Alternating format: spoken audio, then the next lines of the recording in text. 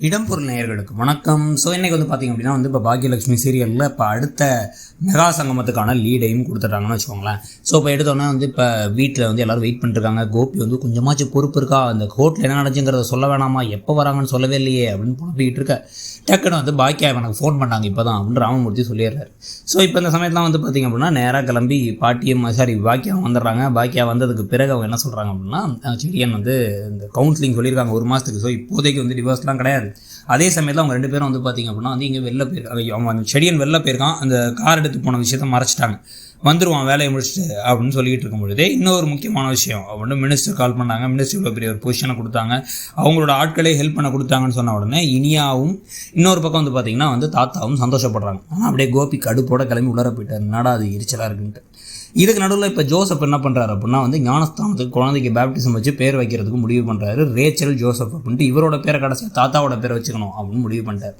செடியனை கூப்பிடணும், செடியனுக்கு இன்ஃபார்ம் பண்ணணும், நானும் செடியனும் வேறு பேர் யோசிச்சு வச்சுருக்கோம் அப்படின்னா அதெல்லாம் முடியாது. நான் யோசிச்ச பேர் தான் இனிமேல் ஒரு தடவை ஆசைப்படி விட்டோம், இதுக்கப்புறம் அவ்வளோதான் அப்படின்ட்டாங்க. இதான் இந்த லவ் மேரேஜ் ஒரு பெரிய பிரச்சனை என்னென்னா, ஒரு சின்ன தப்பு நடந்தாலும் அவ்வளோதான், இதான் நீ தப்பு தான், உன் மேலே தப்பு தாமா அப்படின்றாங்க. இதே அரேஞ்ச் மேரேஜில் தப்புனா கொஞ்சம் அட்ஜஸ்ட் பண்ணி போமா அப்படின்றாங்கன்னு வச்சுக்கோங்களேன். ஸோ அந்த விஷயம் தான் இப்போ இங்கேயும் நடக்குது. அதனால் இப்போ என்ன பண்ணுறதுன்னு தெரியாமல் ஜெனிச்சு திருதுன்னு முடிச்சுக்கிட்டு இருக்காங்க.